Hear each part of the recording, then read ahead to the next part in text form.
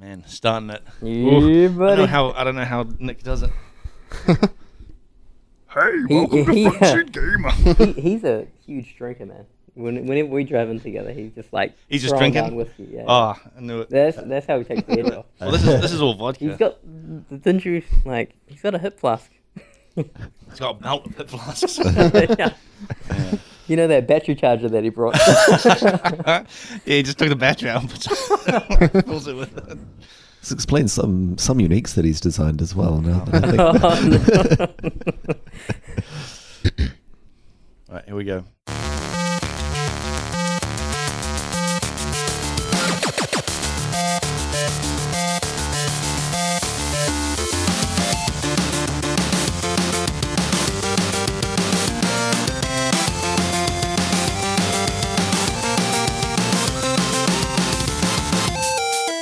Hey, welcome to Front Seat Gamer, episode 45.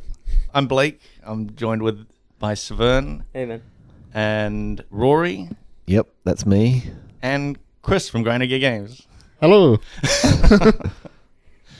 How are you guys doing? Doing good. Yep, very good. Yep. So we were supposed to have, this was supposed to be a designer talk, like last week was the artist talk.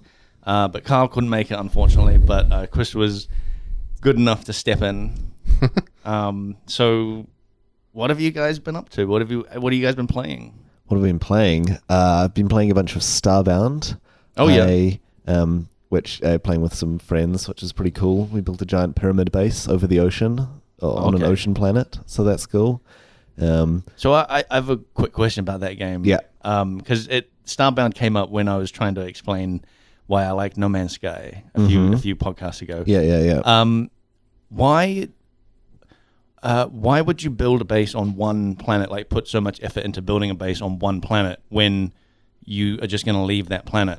They have teleporters now, so you can place a teleporter, which is an expensive thing. You can't do that everywhere. Okay. But if you've got a base, you place a teleporter there, so you can jump back whenever. You end up having like a home world that you always go back to. Yeah. Okay, that's cool. And you can build up your ship. You could use your ship as your base. Right. And you can do the same thing of taking out the walls, but the planet has more control and things like that. And if you're going to set up a farm, then it definitely needs to be outdoors. At first. Yeah. So you can have like, can you can fully just have like off-world, like you have the home base, but then you have like off-world colonies that like, this is my farm colony, and then this is my whatever colony. Yep. In that particular case, we made a rail that goes halfway along the planet, so you get one of the like Bioshock Infinite style hook rail. You get a hook and slide along the rail. Holy crap. Until you get to the Fluffalo farm, which what? Turns out the top tier gear in the game is most easily obtained by farming Fluffalo. You get electric Fluffalo and molten Fluffalo and ice Fluffalo. Oh man. Poison Fluffalo, and then you can make some cool stuff there. I'm picturing candy floss covered buffalo. Yeah, that's exactly what I was a bit cuter than that, but yeah, a bit cuter. a bit Jeez. cuter. All They're super cute, man. Are they almost like a Pokemon looking cute? Yeah. My wife was very upset because she spent all her pixels, which is the currency in the game, on getting one, and came home to find it just a pile of meat on the ground. So I had to make a Fluffalo farm, and then I discovered that the Fluffalo farm was the best source of top tier gear. So cool. Yeah. So I haven't played that game since beta, and it was pretty cool in beta, but I liked like going to planets and finding weird stuff like that is still the core gameplay. Oh, okay, cool. Like it's a cultural appropriation game where you just travel to other planets, take their cool stuff, use it to. We've got a museum in our base now with all the different stuff and an entire line of all the costumes that we've found. It does have a plot story, like story quests to it, which you could just ignore. They give you no like permanent.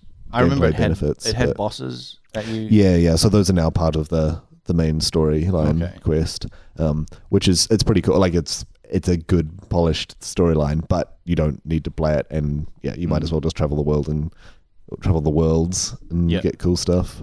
That's cool. Like I thought the sort of quest line in that was more of a guidance. But it's like how Minecraft is just like open. You're just like, okay, go. if it had a little bit of a, some sort of guidance, like building up to fighting this boss and then building up to fighting that boss, it'd give you something to aim for, and then you sort of just, wherever you go from there is really up to you, but it gives you like a framework.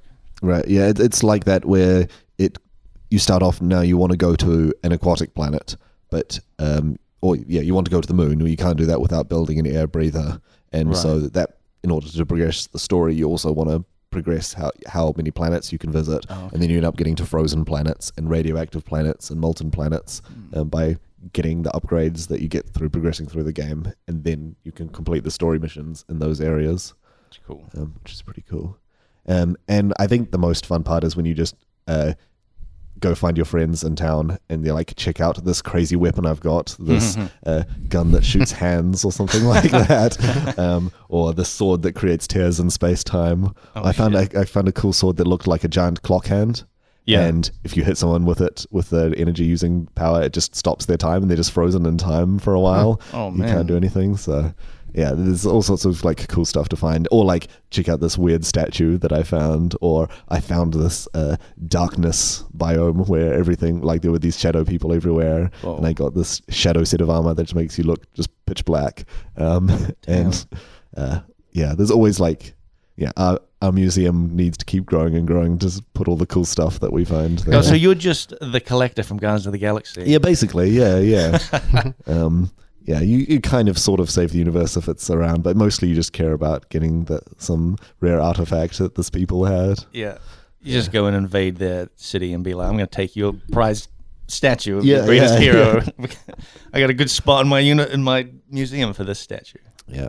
And the combat is fun and the mining is cool and all that stuff, but yeah, it's all about finding cool new stuff. What's the coolest thing you've found? Probably the sword that tears a hole in space when you use it and occasionally sucks stuff in there. There's this cool crossbow that is made from farming fluffalo as well, which you can load different kinds of ammunition through, and you can have like black hole ammunition and stuff like that, which is pretty cool. It's a crossbow. Yeah. Made out of fluffalo. Is it called the flufferbow? You buy it. You buy it with the stuff that you harvest off fluffalo. Yeah. I was imagining something made out of like the horns of the buffalo with the fluff string in between. Like that. No. Flufferbow. I like it. Yeah. And I've also been playing a bit of Particle Mace, which I've been playing on mobile, but it's available on Steam as well.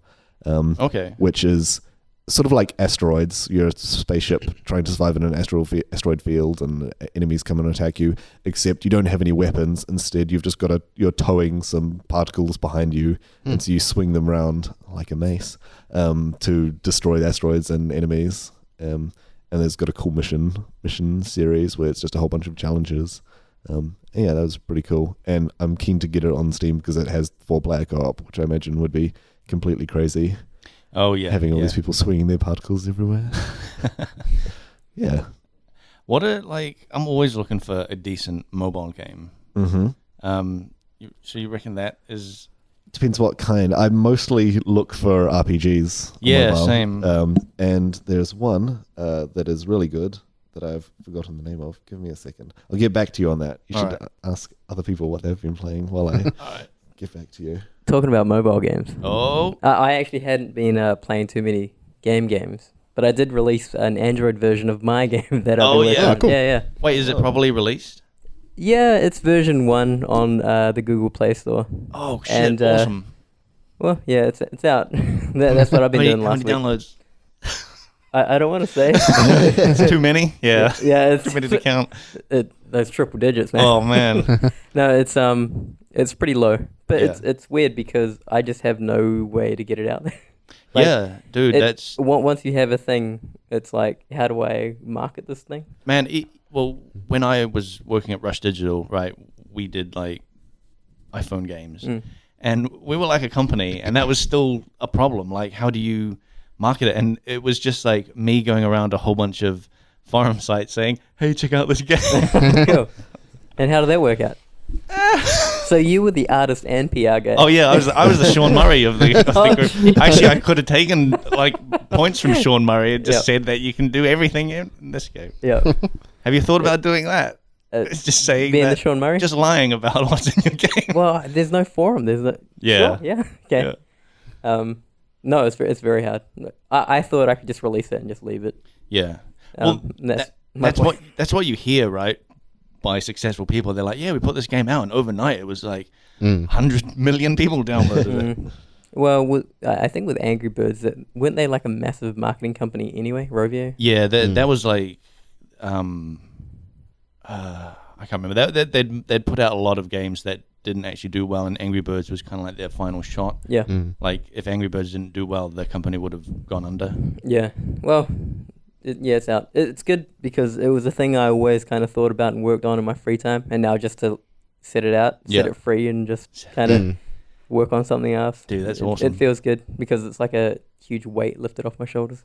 Have you gone to what's the one? Touch Arcade is like the main, or at least 5 years ago when I was doing that stuff, it was like the main mobile. I haven't game done anything. hub I've literally just published it. Yeah.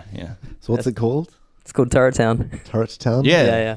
Sweet. It's a casual game, and no one listening would want to play it. Well, you don't know that. Like, I've been playing it. Well, what I would say is that if you have access to small children, put it in front of them. That's an interesting phrase. because I in mind designed it for kids. Yeah. To play. Right, So right. it's very much a casual game. Yeah. Sounds like up my alley. Oh yeah. Sweet. Zero Check it effort. out. Yeah, Do you have yeah, access to small children, Rory? You're You're not allowed anymore. I don't know if I'm allowed to just go off and give them games, but no. I found the game I was talking about. Battleheart Legacy is a pretty solid action RPG on mobile. Like, it's got everything you'd want on a mobile thing. That's cool. And Solomon's Keep is another good one. Okay. If you're after RPGs. Yeah, the thing with like phone RPGs is that I think they try to copy, well, they try to recreate what's on like consoles or PC, but the controls in there, like if I flick through their screenshots, I'm like, oh, this looks pretty cool, but then I see an on-screen touchpad. I'm not playing that game because I hate on-screen touchpads. Right. Like, they're trying to force, a controller onto a system that doesn't really work well with controllers. I think you can do it right. It's just really, really hard. Like one in 100 games that have a touchpad actually get the feeling and the movement right. Actually, the game that I was just talking about, Particle Mace, it has a controller type thing. Right. But half the challenge is getting the hang of the controller. But once you do, you feel like a god with it. But yeah. I mean, you just plug in a Bluetooth controller. Yeah. But at that point, you're playing console games, so. Yeah. Might as well be on your computer. Yeah. No, it's interesting. It's really interesting. It's hard to do right, but yeah. Yeah, it really is. Because there's no, tactile feedback. I've played plenty of JRPGs and so on phone that are ruined by the touchpad controller. Like, you need to just be able to click on the screen and have your character walk there. Like, that's naturally what I want to do. Oh, like a mouse. Yeah, like a mouse, I guess. Use your finger as a mouse. That's, There's also the problem of I don't play too many RPGs, but as soon as you add controllers like that, it takes up screen real estate. Oh, yeah, it's just sure. like you're looking at thumbs. Yeah. But having it so that you have to tap anywhere on the screen is going to mean there's a giant thumb. Like, you have to consider a giant thumb as part of your UI design when making the game. Swipe's pretty fun. Yeah. It works. Yeah, we one of our first games that we made at Rush Digital was called Swipe Slammers. Nice. And it was like all you did was swipe left or right, and you were just like controlling this ball that was like hooning down this pipe, and you just avoided obstacles by swiping left and right. And that ended up being like kind of cool. But where was the slammer part? Oh, Where did that the come in? slammer was the ball, because the ball was like a little character, and you could pick different slammers, and they all had like little different personalities. Awesome. It was just a texture on a ball. So your game, have you found that it's better on mobile or tablet? Like, do you prefer just playing on one or the other? I have only, in my mind, it was more for a mobile device. Right. I haven't tried it on a tablet. Right. I guess the textures would look complete. Right. It'd be because I've designed it for a 5-inch screen instead of a 7-inch screen or whatever. Gotcha. How does that work with like going from a phone to a tablet? Will it just, like on Android, will it just automatically kind of rescale itself? Yeah. Chris, did you work on UI much? For Android? No. For work. Oh, right. Yeah. Yeah, it just scales, right, to screen size. Yeah, I mean, like at work we don't use Unity or anything like that, but like we sort of like anchor the things to corners of the screen, and so if it scales up, it just stays in those corners. Yeah, the same is used for Unity. You can anchor menus to certain sections of the screen. Oh, yeah. Right. Yeah, so it just scales. But also, I haven't even tested it. So really? It could be completely broken. One thing I did find is certain mobile devices register swipes at different speeds. Okay. And so you almost want... Well, I think I need to add a sensitivity slider because I've been testing on my phone, which is a Google Nexus phone, and one of my other developers in Russia, he was playing on his Asus Zenfone, I think. Okay. And it is way sluggish on his phone. He's actually having to scrub a couple times just to turn the turret around. Yeah, and so it's really bad on... How old is his phone, though? Maybe that's... I think that's a pretty new phone. Oh, right. Wow. Yeah, interesting. But it's something to do with the resolution as well of the device. Right. I've seen a few games that would have had this issue. I guess had a thing at the start, like during the tutorial, they say swipe from here to here, and that is used from that point on to determine the sensitivity. That's very cool. Just the sensitivity. You can change it again later, but yeah. Okay. Which is a problem if someone doesn't swipe the whole way and screws themselves up for the rest of the game. Yeah. That's interesting. Very interesting. All right, so everyone should download Turret Town on if you've Google got Play. If you got kids, yeah. Yeah, especially if you've got kids. Just give your expensive tablet to your kids. Yeah, sure. Dude, both my sisters have kids, right? And both their phones are just shattered. Like, that's just a thing that happens. Yep. Like, you give your phone, like a kid will get a hold of a phone and instantly just like shatter it. So you need like heavy duty case on your phone. Yeah, and some kind of thick ass screen protector that, Oh man. Have you been playing Never have kids is the moral. Yeah. Have I been playing anything? Yeah, you've been playing anything else? Like, you've been playing a lot of Rocket League. You invited me to play Rocket League. Yeah, that's my troll. Yeah, and then I invited you to watch me play No Man's Sky. No, it's just Rocket League mainly. Yeah. Anything new in Rocket League? There's a new track coming out. Oh, dude, they did the whole gambling thing. You know, the Overwatch buying microtransactions, yep. whatever. Yeah. Yeah, so they've got a whole mystery bunch boxes. They've got chests now that you have to buy keys for. And and I forget how it works, but you have a key, you unlock a chest, and then it spins a wheel, and then it will just get a prize. Oh man! From that thing at random. Yeah. Is there cool stuff in there? Sure, if you like stuff. Right. Yeah.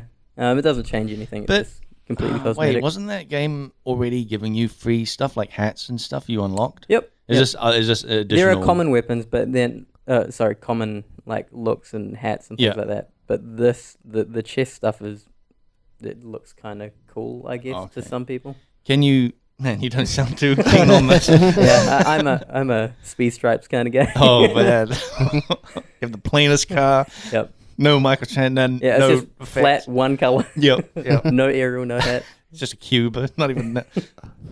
Oh man. And people have like neon lights and everything. Yeah. I don't need that, guy. Dude, that shit's awesome. It'll be more streamlined without all that stuff. What's that? It'll be more streamlined without all that stuff. Yeah, that's exactly. It's weight reduction. Yeah, all these hats are adding weight to the car. Yeah, I can't do it. Yeah. Oh man. Can you buy? So like, you guys know my stance on mystery boxes, which is funny because like mystery boxes are doing really well in Path of Exile. Yeah. But man, I so hate mystery boxes. But can you buy these things like outright? No. Yeah. No, you cannot. Yeah, I don't like that. Yeah, well, it will give you some of them just as you play, like randomly. Yeah. But it's usually garbage. You just get these common hats and.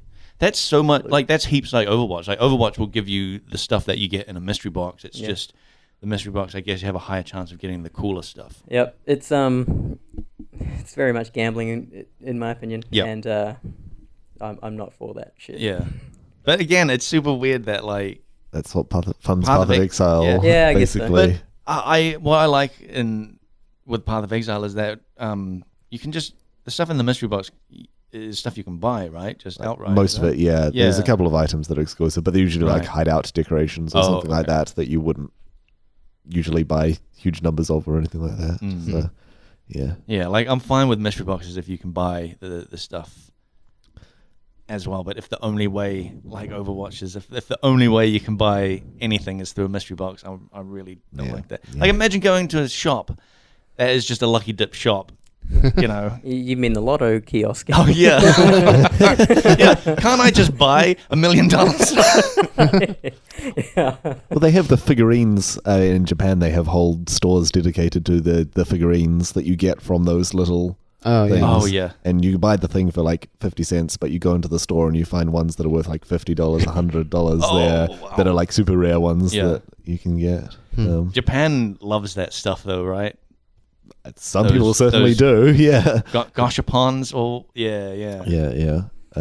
I remember there was like an eight-story building we went to in Akihabara that had all like so many figurines, like glass cases for miles of all these figurines, which is really cool to see. Oh, dude, yeah, because so I guess for the listeners, like you just had a big world trip, like you came back a few weeks ago. You went to everywhere, Europe and Japan. Yeah. Anything awesome? Like you're talking about figurines. Anything you get? Anything awesome from? What was the cool stuff? We went to the Warner Brothers World and the Warner Brothers Studios in the UK. Seeing all that Harry Potter stuff was pretty cool. Like, did you have some butter beer? We had it. It was kind of disappointing. It was just like sweet creaming soda stuff.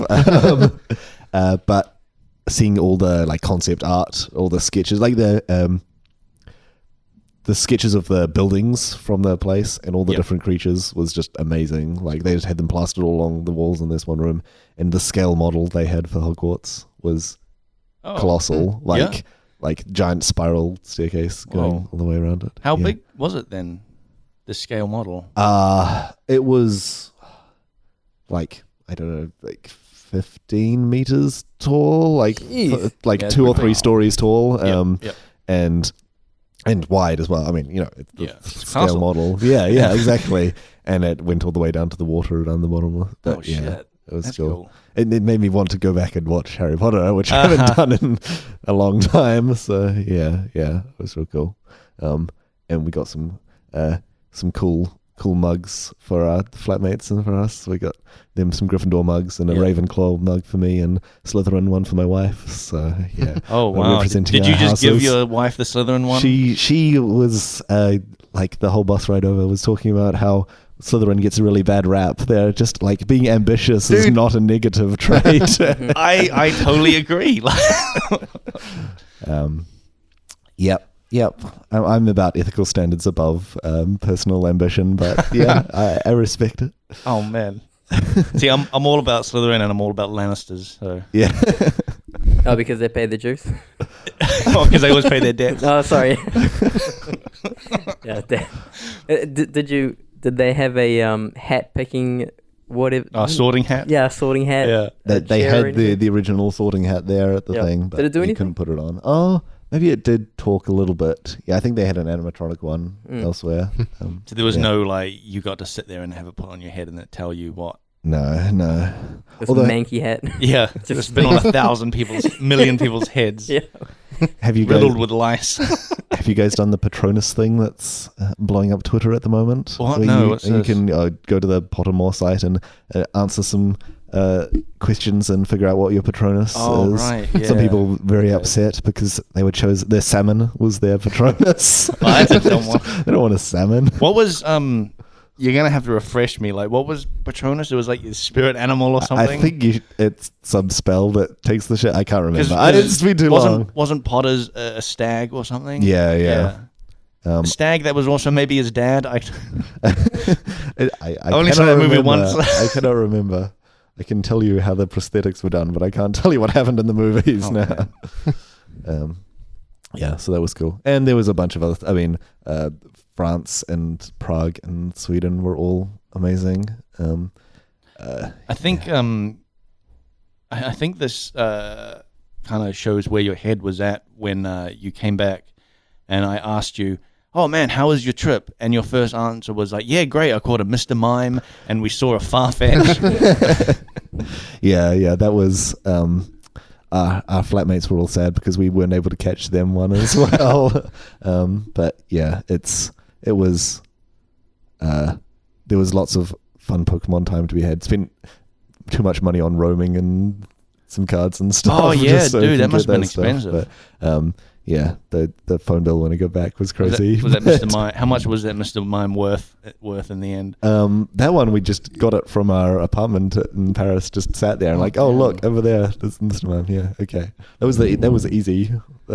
Getting all those Pidgeys all over the place. That was what we spent far too much roaming money on Pidgeys, I bet. Yeah. But after that, I don't think. Yeah, I think that's kind of. After we couldn't catch a Farfetch in Japan, it's put us off the game. What's the point anymore? Can't have a Farfetch. What is the point of that game? I don't think you're supposed to ask that question. Nostalgia, right? Yeah, I guess. Yeah. Got to catch them all. We've been conditioned since kids to catch them all. Yeah. Chris, what have you been playing?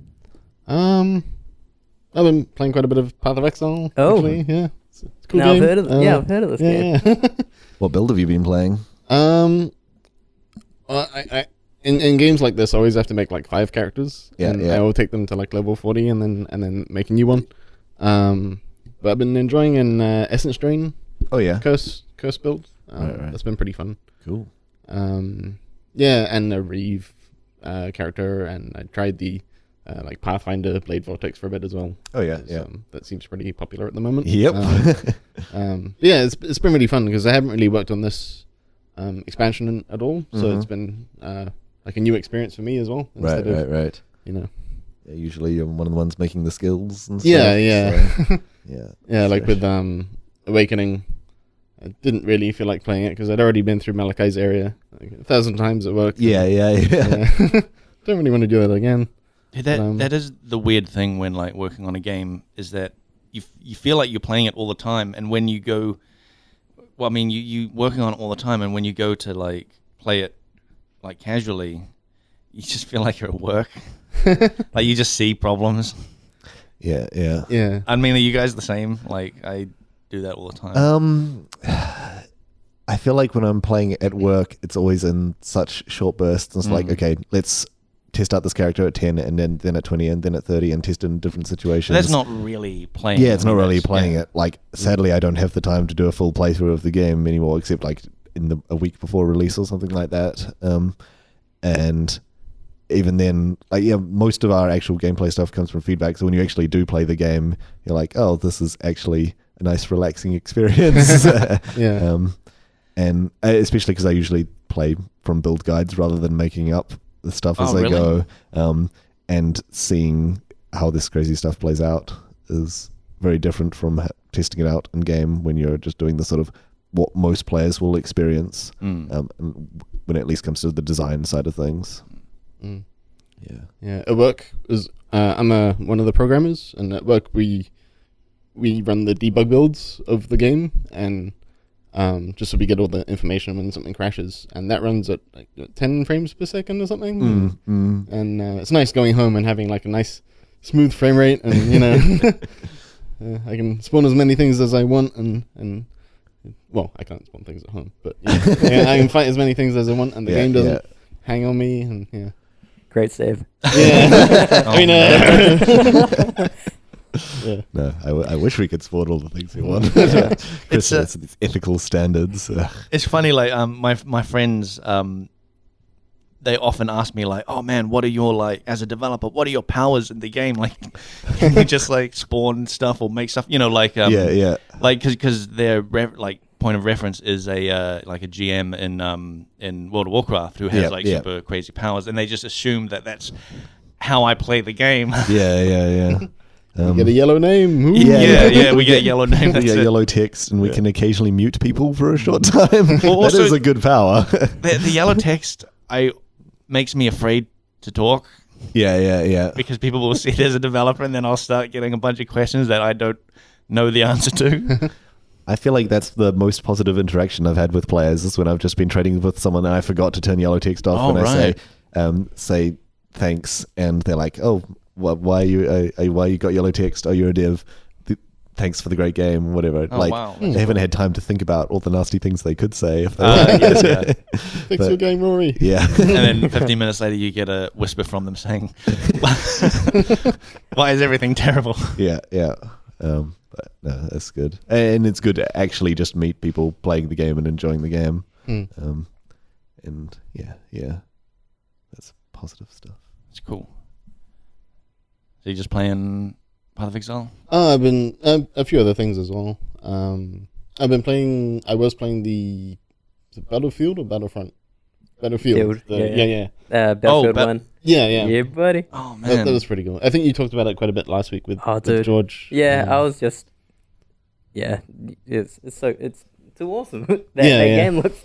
Yeah. I'm lost for words. Yeah. I can't even describe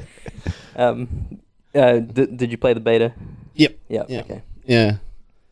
When's it out? Really Like, because what you guys Next were month? saying has made me really excited for this game. Mid-October. That one. Oh, cool. So like 2 weeks away. Are you gonna get on that? I think so. Yeah, because I played the Battlefront beta quite a bit as well, and I didn't really get in on that afterwards. So I felt like I'd sort of... It's quite bad that I didn't buy it, I guess, after playing the beta, but I felt like I'd sort of seen everything from the Star Wars one at the end of it. But, well, they this one I'm released really excited for it, yeah. That Star Wars one sort of had no content when it came out, apparently. You just shoot people, right? Well, yeah, and it had something like 5 environments or something, and then they charged you for like the additional ones. It was really dirty, man. When you looked at it from a I didn't like that idea. Like map packs, people love map packs. They'll pay for map packs. Yeah, but dude, Battlefield, the destruction's fantastic. Yeah. I've talked about photogrammetry. It's Oh man, yeah. legit, man. Those rocks. Can't get enough of them. But the lighting's good too. It's actually so good that when you look at characters' faces, that they kind of don't look real because everything else looks so real. Oh, around them. right, yeah. Right. They haven't photogrammetry their face. They probably did, but it's just I'm not sure. There's like so much detail on the ground that when you look at there's a character, disconnect. Yeah. Wow, that's interesting actually. Yeah. Well, it's not. When I looked at the faces, I'm comparing it to Uncharted, and I'm like, this is lackluster. Come on. Yeah. The sounds are really nice as well. Oh, yeah. Like I don't usually notice sound design too much until it's done really well. Like this and Elite Dangerous, it's really impactful. Like I think I unlocked a new sniper rifle in this, and I remember firing it for the first time. I was like, wow, that would really hurt if that hit me. That sounded really good. That's the thing too. I think because of the era, like the guns had a more, I don't know, like vicious sound. Yeah. Than like, I don't know, like no earmuffs. Yeah. Raw sound. Yeah, just raw sound. Just raw dogging the sound. Yeah, because I remember, dude, like Saving Private Ryan. That first scene, you're just like, man, the sound in this and that whole movie of like the guns just, and you that hear was World War II, yeah. Yeah, I mean that was World War II, so this is like, I mean it's similar. Yeah. I mean it's not modern. It's not modern guns that It was the sequel to the World War One. Yeah, it was a sequel. It's basically the same with a few additions. Did you have fun playing that? Yeah, it was really good. Did you play with mates? No, I didn't. No. I should have probably asked you guys if you were playing it as well. How well did you do? Because I was always towards the bottom of the leaderboard. with shooters, it varies so much with me. I had a few games where I did really well and I was like at the top, but yeah, I've had really good games or really bad games and never anything in between. Okay. Yeah, but I really enjoyed it. It's cool. So you're gonna buy it?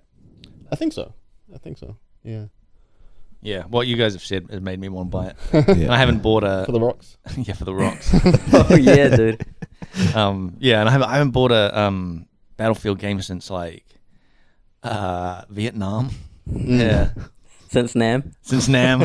Yeah. Since back in Nam. Yeah. So we got some questions. Oh, Can we dear. get into questions? Sure, let's do it. All right. Well, I mean, I could talk about what I've been playing. Oh yeah. Yeah. What have you been playing? I've been playing. I can talk a little bit, but I've talked about it before. I've been playing Stellaris. Back into Stellaris. I've gotten into this since No Man's Sky, this weird space thing where I want a good space game. Just wait for Star Citizen, man. Oh God, dude. Oh man, Whenever that gets released in 2018 or something. Oh, maybe. Yeah. Man, I saw some story on online somewhere about No Man's Sky's like development thing and how it actually might be a mess. No Man's Sky? No, Star Citizen? Star Citizen, yeah. Well, they were kind of saying that like they're like they got all that crowdfunding stuff, right? And is basically like they weren't sure exactly what to kind of do with all this money, and so they started outsourcing to a bunch of different studios, and having those like there wasn't good communication between studios, and there was this story of like one studio was doing the interiors of a building and another studio was doing the exteriors. okay.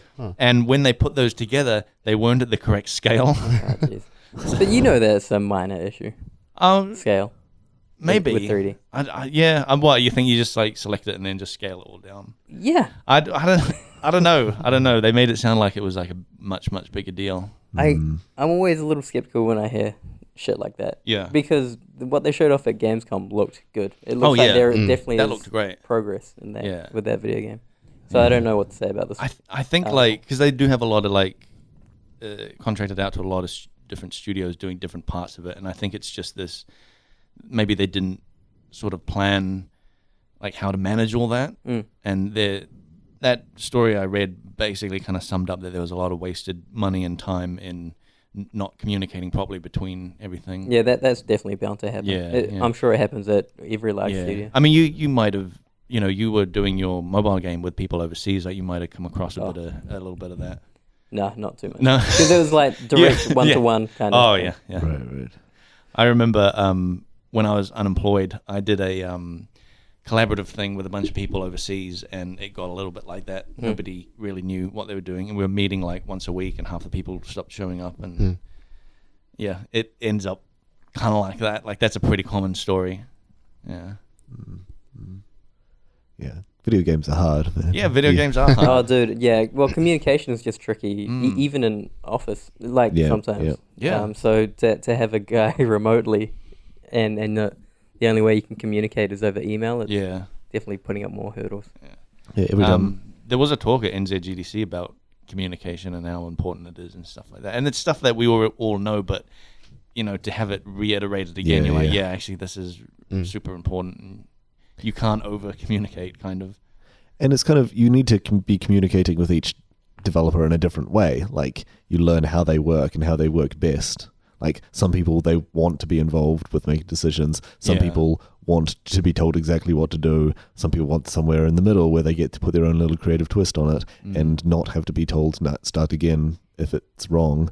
So, like, and every time you hire a new person, you've got to learn that about them and all the other different aspects of what they're good at. And so if you're bringing in like entire other companies, you got to know what that company is good at and who different people in that company are going to be doing different things.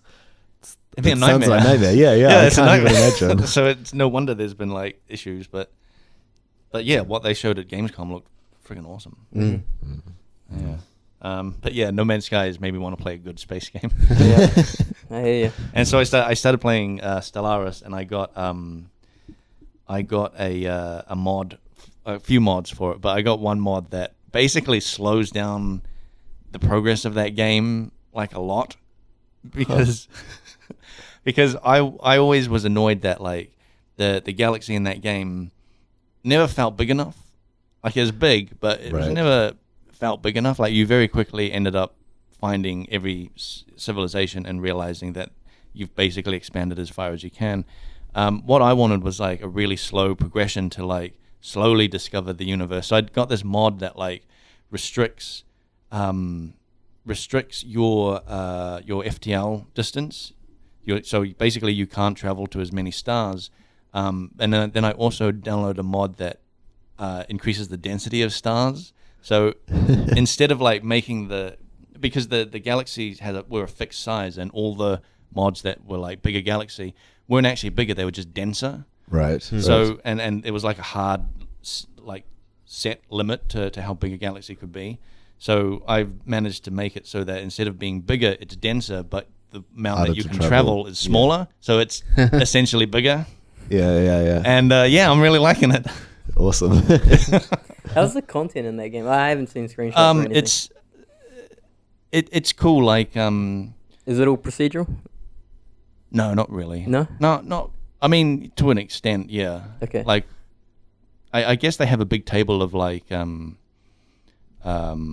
star system names. Mm-hmm. So I mean, the names aren't procedurally generated or anything, but because you do like if when these larger systems, you do end up having double up names, which can be in these larger galaxies, you have double up names because of the mod, right? Yeah, because there's only a certain number of names. Yep. But the systems themselves, I guess, are like probably procedurally generated. Mm-hmm.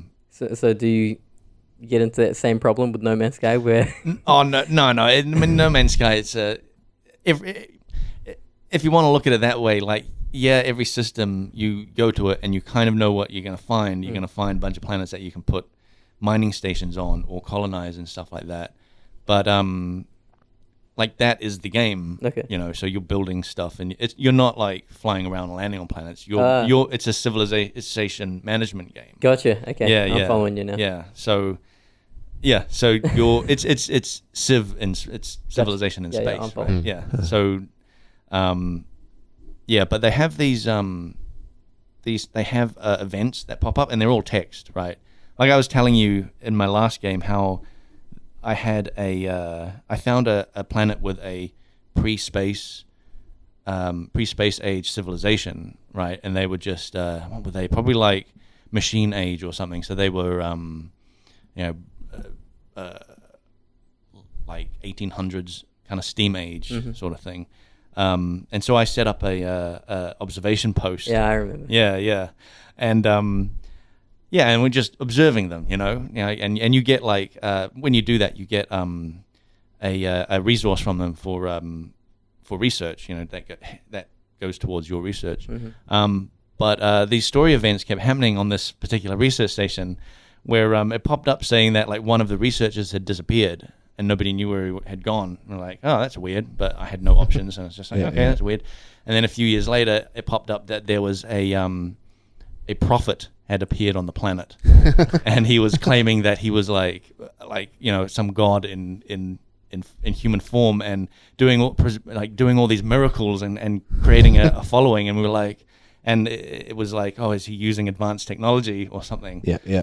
I was like, okay, I still had no options to do anything. And then a few years passed, and I get another event saying that this prophet had formed basically a massive cult, like Nazi type thing around him. And it was actually that missing scientist from a few years back who had gone down to this planet and started his own like Nazi cult thing using advanced technology, and now all his followers had all this advanced technology and were just taking over the planet.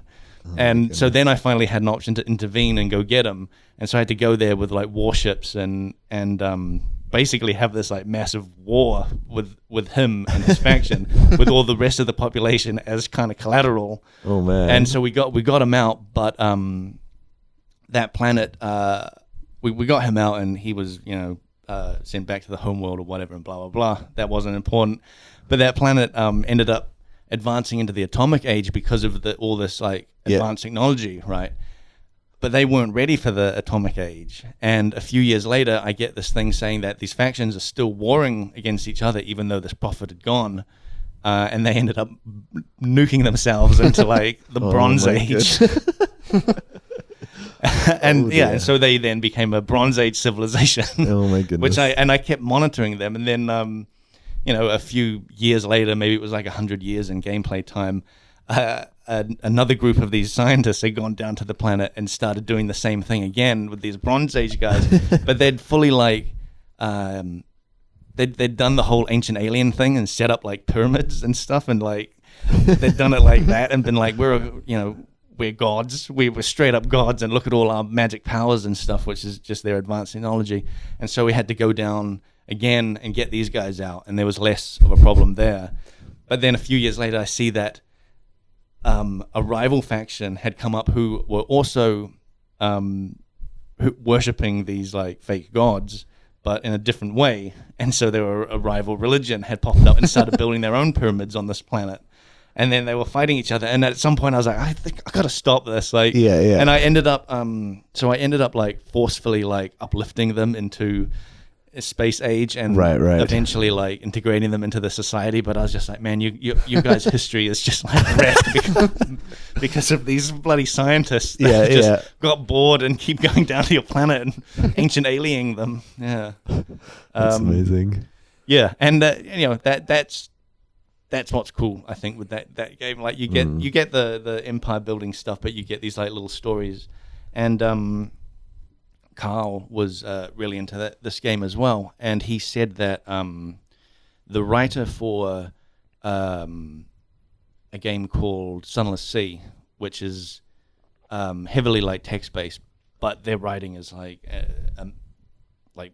way better, and they get their stories, because it's all like story based, and the main writer for that game is going to be doing writing for Stellaris, so I'm expecting more kind of stories like that that are just like crazier and more extreme and stuff like that. So that's exciting, and no idea when that's ever going to come out. Okay. Yeah, but yeah, that's what I've been playing. So that's cool. Do you ever find that you can play games without mods? Is that, dude? That's part of just the PC thing. Like, dude, even The Witcher, I did mod The Witcher to because the map, like the quest tracking in that game is terrible. Like it's the worst part. That's not the only thing. They're LODs, man. Let me tell you about their LODs.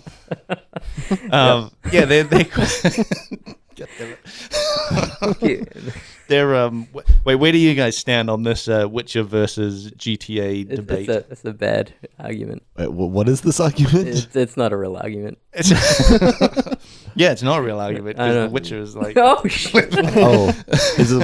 which is the better game? Yeah. Witcher.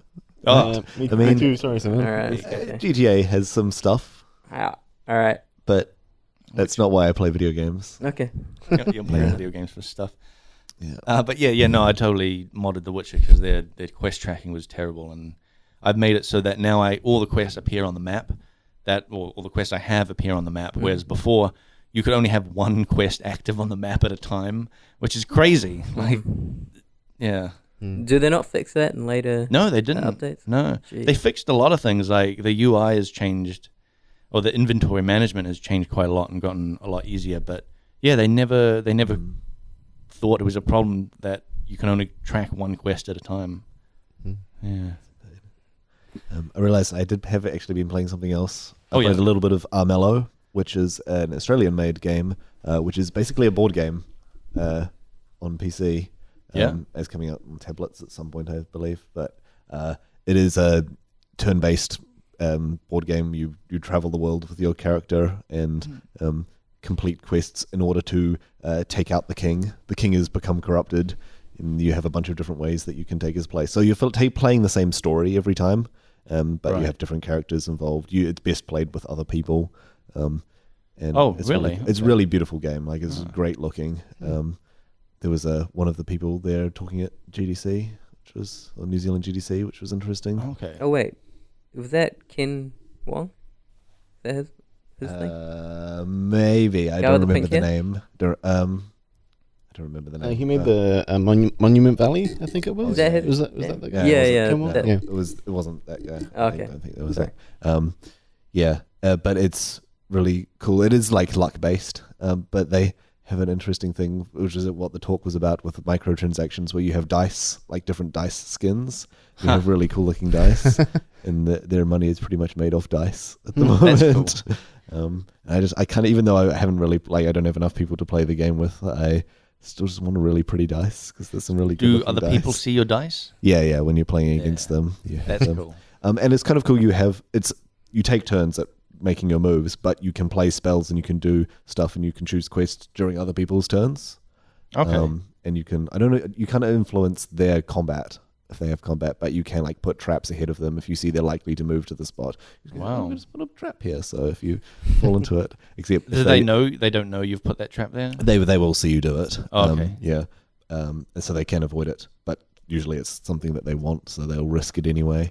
But if they avoid it and then later on you're like, oh, I want to go into that town, but I've put a trap there. Oh man, Well, dude, so this game sounds good. It is really Yeah. cool.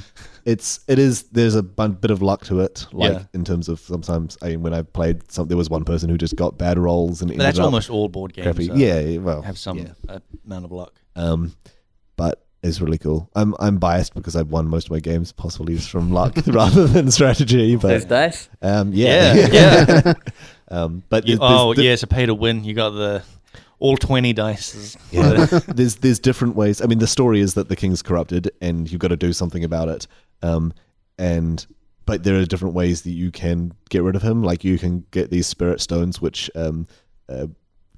purge the corruption from him. That's sort of the good way to finish. Or you can just go in there and kill him and make yourself the new king. Or you can become way more corrupted than he is and like out corrupt him and go in. Or you can just protect the king and become really popular with the king, and then when he dies, you'll by default be the next leader. So there's this cool like counter strategies to it. It's pretty cool. How long does the game last? I would say like 25 minutes. Really? If everyone's playing quickly. Yeah. If you play with AI, the AI is quite fast. Okay. So that's what you described sounds like a 6-hour long game. Yeah. It does feel like a big. I think you can have some pretty long games, especially if you've got someone defending the king. But the king like loses health every turn, so the longer time goes on, the easier it is to just go in and kill. Right. Eventually, someone will just take the initiative. Man, that sounds cool. What was that game called? Mellow. Mellow. Okay. Yeah. And it's a tablet game? PC, but it's coming out on tablet at some point. All right, cool. Yeah. So that's a cool one. Sounds cool. Do you want to hit up questions? Let's do it. So we got like a lot of designer questions, but we'll start off with an easy one. And this comes from Lawweaver15. And this is for everyone. Charmander, Bulbasaur, or Squirtle? Have we done this before? I think we might have, but I mean, not, All right. not with these guys. Bulbasaur. Yeah. It's definitely Bulbasaur. Always Charmander for me. He was my first Pokemon card that I got. First Pokemon card. Yeah.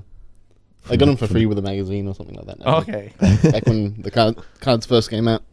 Oh man, okay, that's cool. Man. Were you guys bummed to find out that Pokemon Go, you can get Pikachu? Like, because I got, I'd found that out after I'd already picked my first thing. Yeah. Were you bummed out to find that you could get Pikachu? I think I probably still would have gone with Charmander. Yeah? Yeah. Oh, man. Yeah, interesting. That's cool. Yeah, I think Bulbasaur's just the cutest. I think. Yeah, that's why he wins. Also, he turns into a giant flower, so that's nice. Yeah, but But it's not a rose flower. Yeah, it's it's one of those corpse flower. Yeah, those jungle corpse flowers. That's man. cool. It's That's got awesome. flies all over it. It's probably that's how he catches his food, right? Like he just vine whips the flies and eats them. That's like the perfect strategy. Oh, well, It's like all Charmander. I mean, he turns into a dragon. I guess that's cool. I mean, dragons are pretty cool. Yeah, they've been overdone. They're cliche. Yeah. Giant plant monsters with corpse flowers on them. There aren't many giant plant monsters, but there also aren't many turtles with cannons on their back. That's so. true. Yeah, I don't know. It's just the color scheme of his color, Squirtle's color scheme is just You're not a fan of blue. Blue and red. Yeah, no, doesn't work. So if I ask you what your favorite color is, oh, it's definitely blue and red. No, it's not. Okay. Let me. You guys can talk amongst yourselves if you want. Yeah, I've been playing some Path of Exile. I played this build that I picked out just at random, like this looks like a fun build, and it quickly turned into one of the most popular builds, like that everyone was doing. All the streamers. It's like, interesting. It's cool now. I took all the currency I got from that build and made a different build that was less popular. What were you playing? I was playing Ancestral Warlord, just the dual totem, but it didn't feel active enough really. Like while your totems are doing stuff, I wanted to be doing more. Yeah. So I started playing Iron Commander, which is kind of similar. It's just except you've got the crossbow turrets shooting for you instead. And you still do shoot yourself occasionally, so that made it more interesting for me. But yeah, that's fun. And also, it's fun playing a unique that I've designed with a skill that I've designed. That makes it more. Looking at it now, I'm like, this bow could have been a bit better. Like the stats should have been shifted to make more like compelling character growth, but it's still cool. So we had a question last week that last episode that might kind of tie into this unique that you're talking about. But what is a something you've added to the game that you were really proud of, but the community just kind of hated? There's a few skills that I've made. Flame Surge is one that comes to mind. Is one that just isn't that popular. Like it has a place in the game. Occasionally you get like Flame Surge traps or something like that. They surface. It was really a proof of concept to see whether having a skill that needs another skill to function. Like it does way more damage if the target's already on fire and it can't set stuff on fire itself. So you need to do stuff to use it. And even though that kind of failed, it was possible. It was partially not because of the concept of the two skills thing. It was because of the way it dealt damage in an AoE and we don't have the tech to let it become wider, only longer and things like that. That let us make some really cool skills in the future, like Essence Drain and Contagion came from that idea, like taking a different direction. So we learned a lot from it, but it's still a skill in the game that like occasionally a new player might pick it up and not figure out how best to use it. And I hate traps that are like, there is a way to use it, but there's no good way to learn how to do that without going up and looking at a build online. And there've been a few skills like that are traps that I'd like to go back and revisit, but what's the point of just buffing the damage 10% when they're still not going to be fun to play, or they're not going to work with enough systems? Things like Wild Strike as well.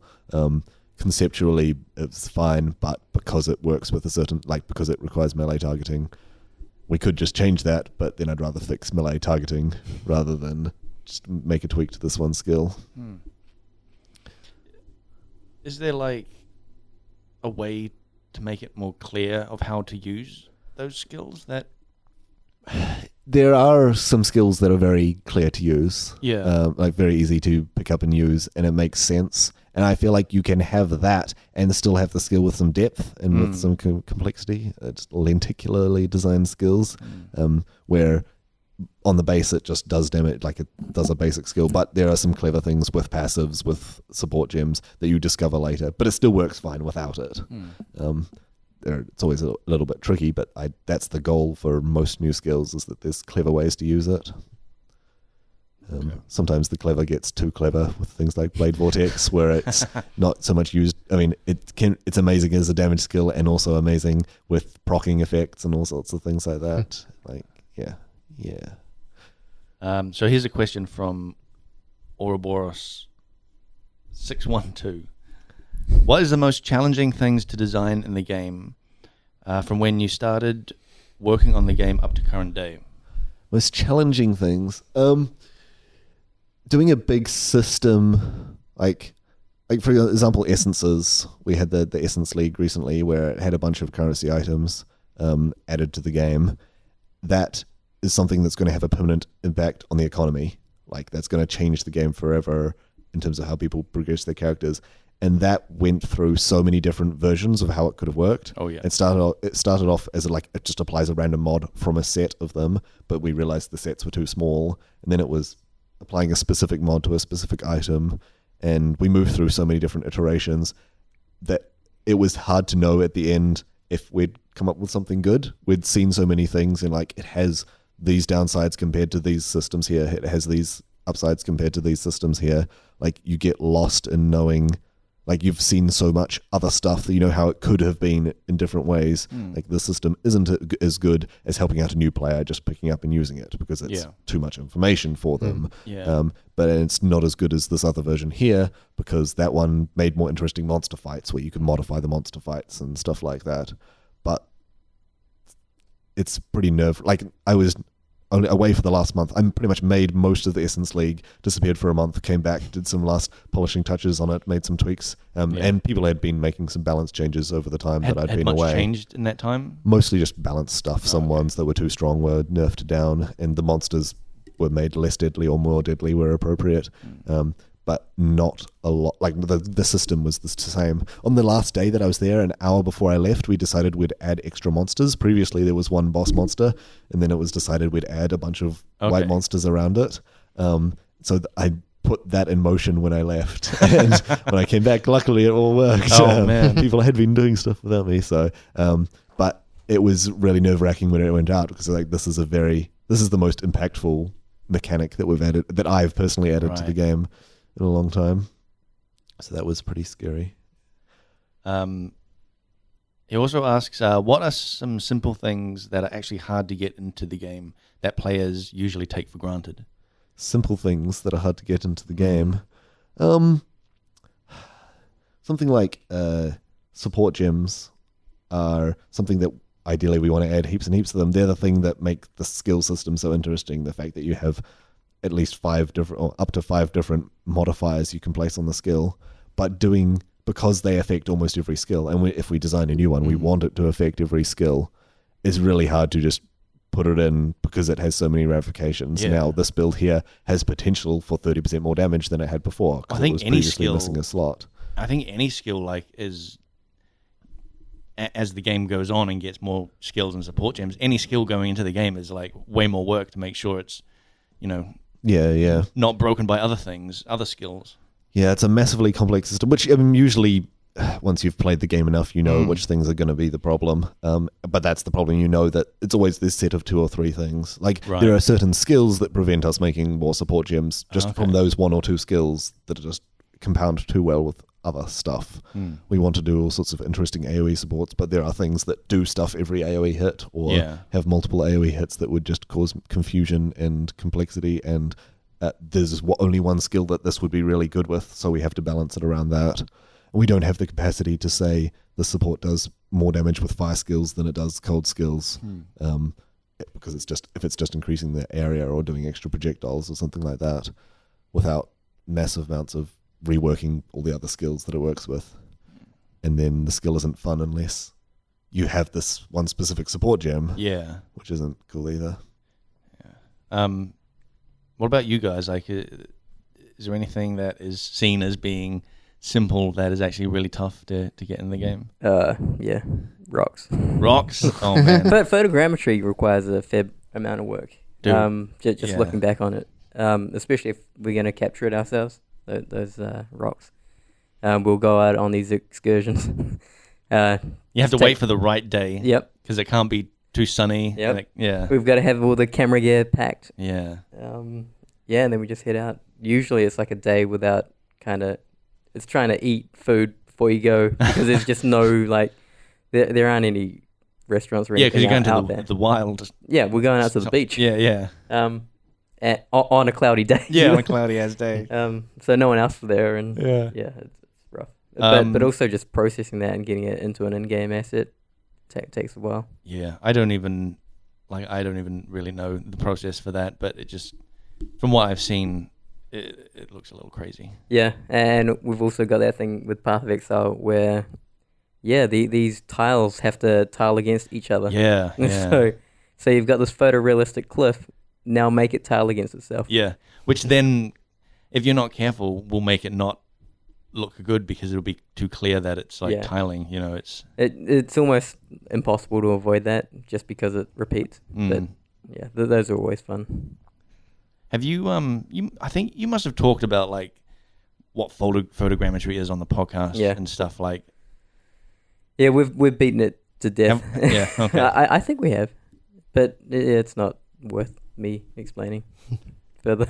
Okay. Well, what about you, Chris? Do you have anything that's seen as being simple that's actually really tough to get in the game? Yeah. And that you can talk about? Yeah, I mean, I guess there's a lot of things. I think it's with programming. It's often the other way. It's always the opposite of what you think. Like something that seems difficult is often really easy to add, and it's the little things that you think, oh, that won't take long. You know. Oh yeah. But it's often getting things to do things they're not supposed to do, like making projectiles behave differently to how projectiles normally behave. Right. Like with Magma Orb, I think you probably remember, Rory, we spent ages trying to get it to do the things we wanted it to do, but that wasn't how projectiles are supposed to work in the back end, and we couldn't change how projectiles worked because that would change all other projectiles, and then I think like with like piercing things specifically to get it to not shotgun. Right. That was kind of crazy. There's still some quirks with overlapping AoEs with multiple projectiles when they bounce second and third time. Yeah. Which, yeah. You worked on a lot of traps, didn't you? The labyrinth traps. Yeah. I worked on those. How were they getting in? Because I remember because I did some art for them, and the art requirements changed constantly. Yep, the programming requirements changed quite a bit as well. Yeah. Okay.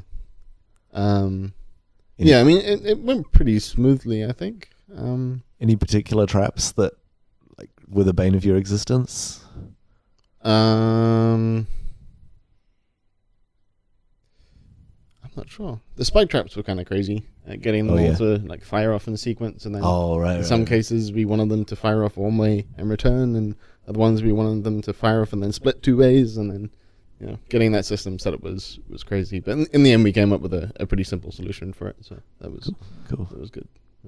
Beforehand, there was a lot of sort of hackiness going on. Right. So he also asks, are there periods where you get burnt out on the game? If so, what do you do to get back in the mood? What do you do to get in the mood, Rory? What do I do to get in the mood? I feel like because I don't get to play the game as much as I want. Yeah. When I'm actually just playing the game and playing like a fun build. Yep. I always browse the build guides forum and find something that's really interesting and different that I haven't done before, and I feel like I never really get bored of that, especially because this is like, well, next league I'm going to make sure that this and this is fixed with it, and this is going to be better. Sometimes that leads to troubles when I buff a skill too much, where I was like, this clearly isn't good enough. It needs to do twice the damage it does now. And oh, nope, that was too much. It only needed to do 10% more. Oh, man, that's crazy that like you have a lot more impact on the game than like I do. Like if you're just playing casually and you see that, you can really make a big change. Where I just see like, oh, this rock is out of place. I'm going to go fix it in the game. Nobody noticed it in the end anyway. Big balance decisions like that are never done with just me. I say like, I feel like this is too low. People test it. They're like, we concur, or no, you're wrong. I'm like, no, it definitely is too low, and then shoot myself in the foot. But I think you can fix little problems with that, and it's no problem for you. Where if I know that I'm going to change this, I need to be willing to put in the effort to see it through. Because it's a lot easier not to change it if it's okay.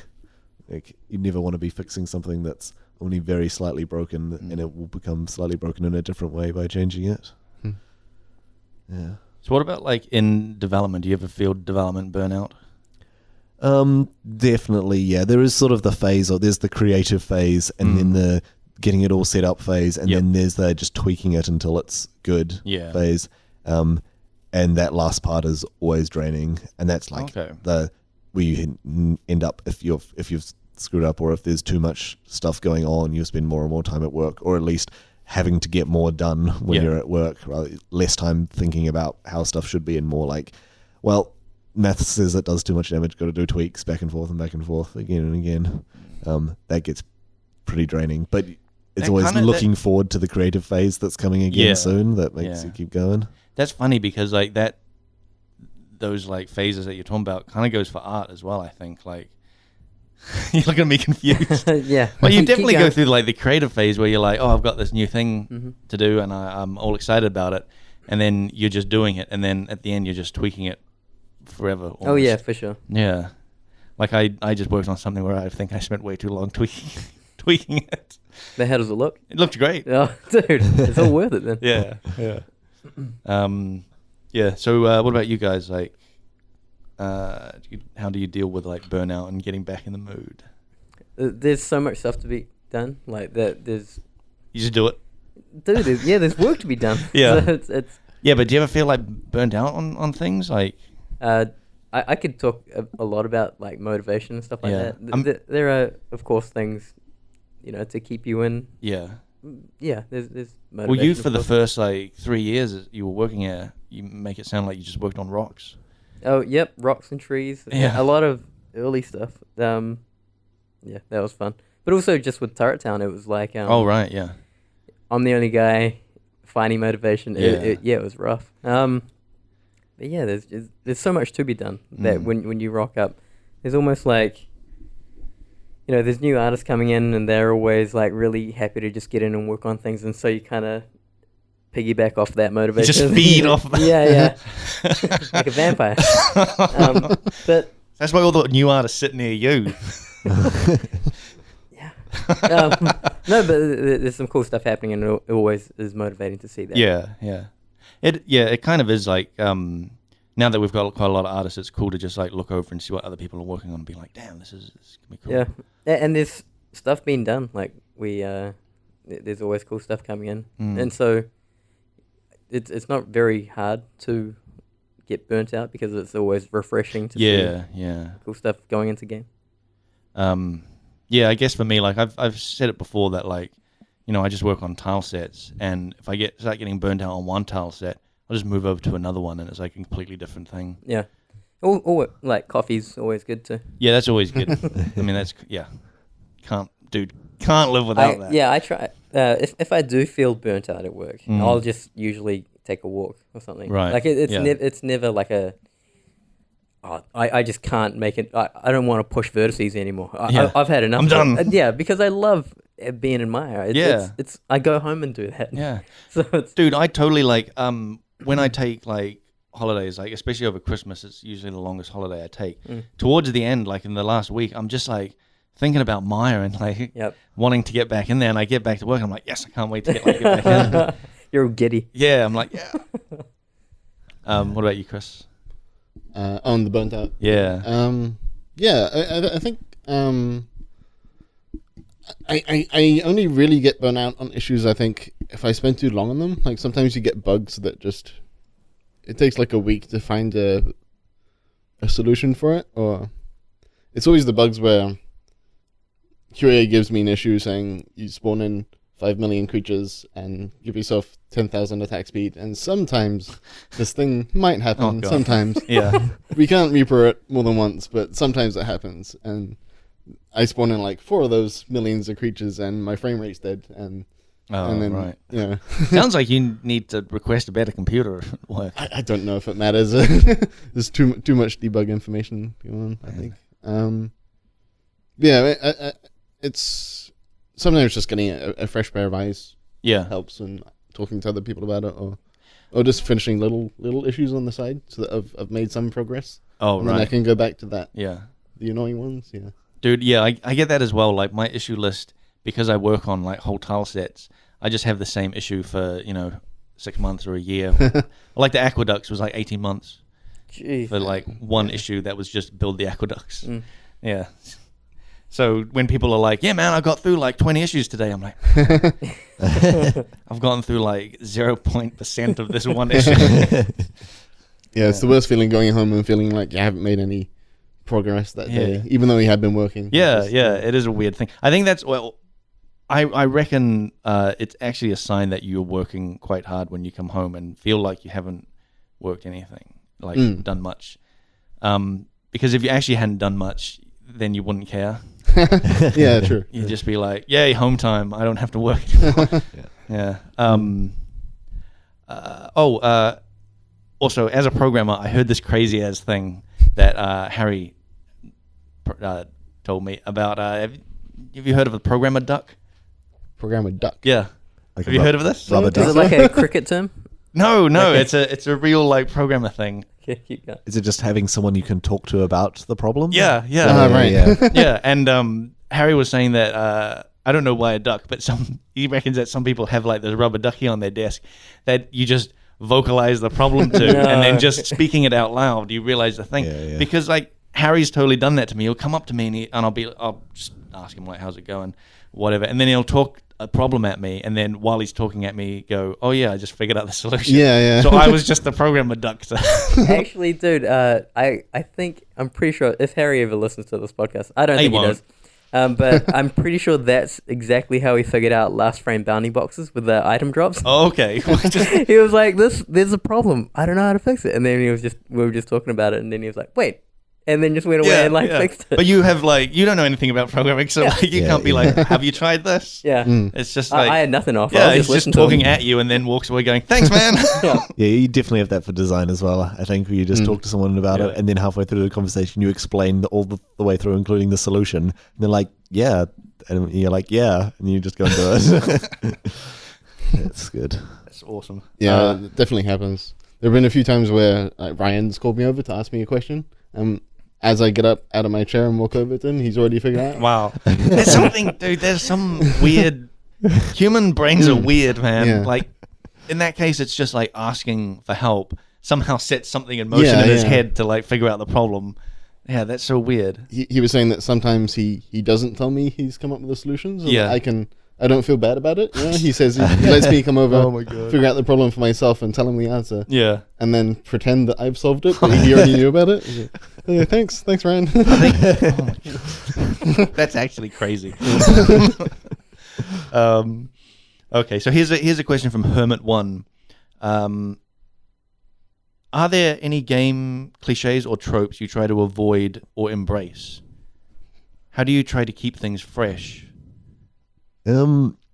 Tropes that we embrace is pretty common. With boss fights, you do it all the time, where you know this boss fight is going to... I mean, the guy looks like he's on fire. You know he's going to put patches of fire down, or he's going to do an attack you need to avoid because it will set you on fire. You're going to take damage over time.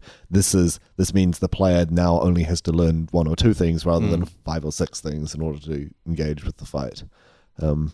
And the same goes for skills, where people can expect like a fireball is going to do a certain thing. Or, maybe set you on fire. Yeah. So the visuals, like using the visuals to give the skill, to make the skill fit into a cliche that it might not otherwise would have if it was just cubes flying around the screen, is like a big deal. Staying away from them is like more of the storytellers thing. Like, occasionally we have a boss that does something you didn't expect, but that generally feels bad. Like, in terms of actual gameplay cliches. There's plenty of writing cliches that we try to avoid. There's situations where like a girl has been in danger in the question, like, oh, why did we do this? This Damsel is in like, distress. Yeah. And if you can twist that around, we do have great. a damsel in distress. We do have a damsel in distress. When that was added, because that wasn't added as part of the main story. Like it wasn't when we added Act 2. We just added it to this quest, and there was some uproar from it. Oh, really? Yeah. But also, it's very expensive to get all the voice acting and animation and stuff in. So when you find out it's been done, it's like, yeah. But there's definitely an effort to avoid that stuff for stories. Yeah. We got some barrels, right? Oh my god. Cliche. Yeah, dude, that is like, I mean, I guess for like art in games, like barrels and crates is the most cliche. Here's one thing I'll put out to the listeners, and it's I've been trying to figure out what this would be. Grand Theft Auto, the way they would fill up, and maybe you've got something from The Witcher, but one way they'd make a street feel a little lively is they'd put garbage in corners and stuff like that. Yeah. Trash. Yeah. What does The Witcher do for that? They have trash as well. They have Coke cans and stuff. Oh yeah. Yeah. Didn't you know it's a post-apocalyptic wasteland? Yeah. Yeah. Because it's set in San Andreas. I would like to add garbage to Path of Exile, like doodads of garbage. Yeah. Just to break up straight edges and stuff like that. Yeah. For sure. And I can't think of anything apart from maybe like a burning something or like ash. Yeah, I guess I don't know. It depends on the area, I guess, right? Like, yeah, for sure, it depends on but how does The Witcher do it? How do they do it in cities? I think it's just, man, I'm not even sure. Like, they definitely do just have, like, non-processed trash, like not like Coke cans, but like bits of wood. You're talking about feces. yes. Oh, okay. Like I don't know, like bits of rope or like rotten fruit and just. Oh yeah, rotten fruit's a good one. I'm struggling to think. Do they actually have rotten fruit? Like apple cores and stuff around? I'm gonna say I'm not sure. Okay. Maybe. All right. Well, I put that out to anyone because I'd like to add something to Path of Exile. And I know what you mean though, because like they did like The Witcher, like the cities do feel lived in, and it's not just because of the barrels and crates everywhere. Like they have garbage around, but it's the kind of thing that you don't notice because it's so natural. Like if you're walking down the street in real life, it's just a normal thing. You're not going to go, whoa, an apple core. Yeah. I guess leaves and things bundle up. Yeah. Which we don't sort of have. I mean, there's stuff that like fills out an environment that you don't really think of when you're walking through it. Yeah, because it fits in so well. Yeah, because it fits in so well. You're just like, but the absence of it stands out. Yeah. Like. So, yeah, I'm all a bit, I'm trying to figure out like what we could add because. Yeah. You definitely see. Well, you need something to break up that repetition. Yeah. I always try to think of something that we can like chuck in, and it usually is just. It usually comes down because we have a whole lot of barrels and crates, and the level design is usually. Well, we don't have a whole bunch of them, but we love. Yeah, we love using them. Maybe I should just go in and like make a whole bunch of new barrels and crates and be like, "Yep, there we go." Yeah, different benders, wagon wheels. Like for I'm thinking like for.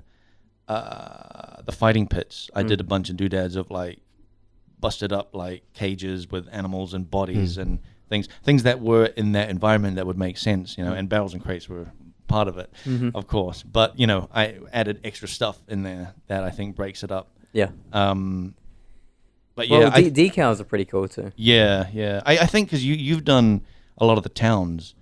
Like, how did you sort of break up those areas? Like those towns are. Yeah, there's a lot going on in there anyway. Yeah. So what breaks it up?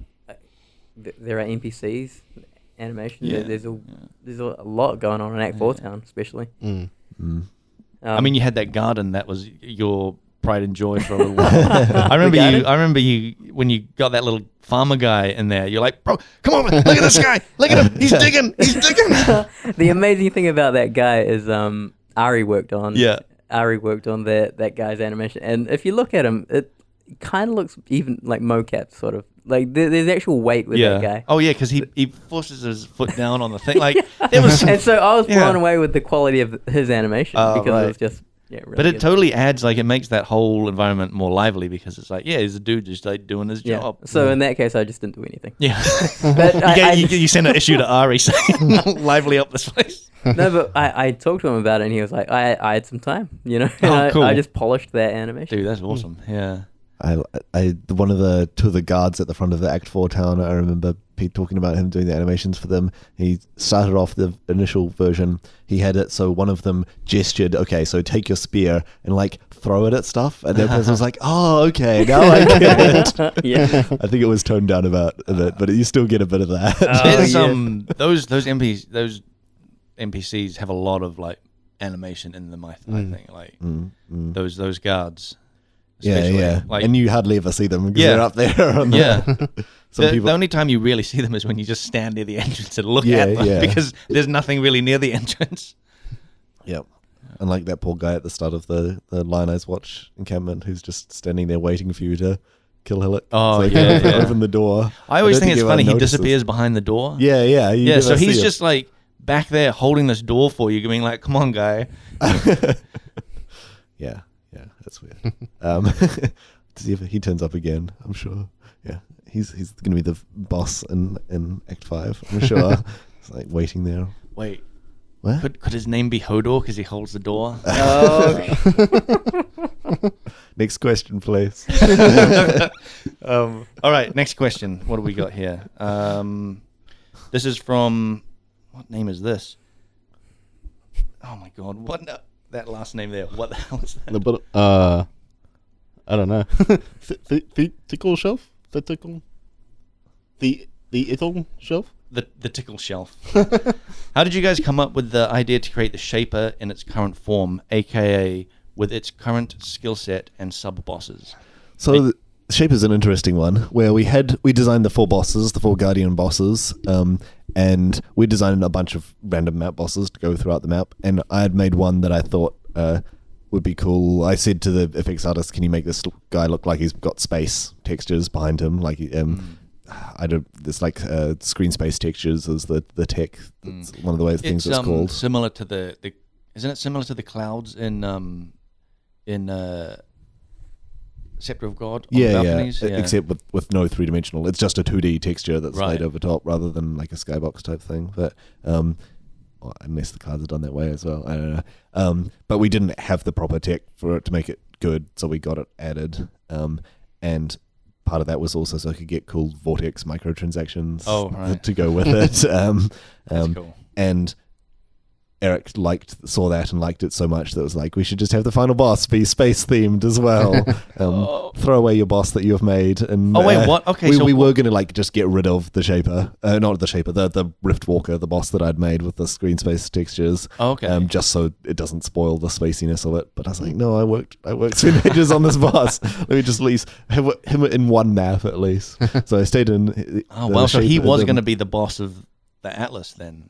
Well, no, they're just the same tech, like the same textures sort of thing. So the Shaper came from that idea of like it would be a galaxy thing. Originally, the final boss was going to be picks one of 5-10 random bosses, and the Shaper possesses them. The boss has extra effects on them, and you have an epic boss fight against a series of bosses with a timer, and like they get harder and harder as you go. Having something possess the final boss, isn't that a bit too much like the Labyrinth?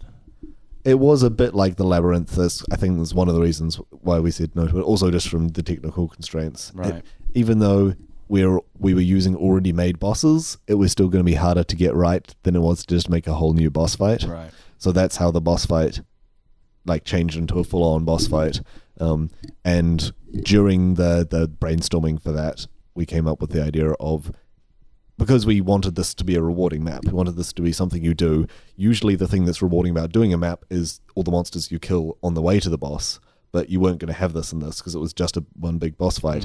So we made it so during the fight, he teleports you off to a map, and you've got to fight your way through the map with some time constraints because he heals up as you're doing it.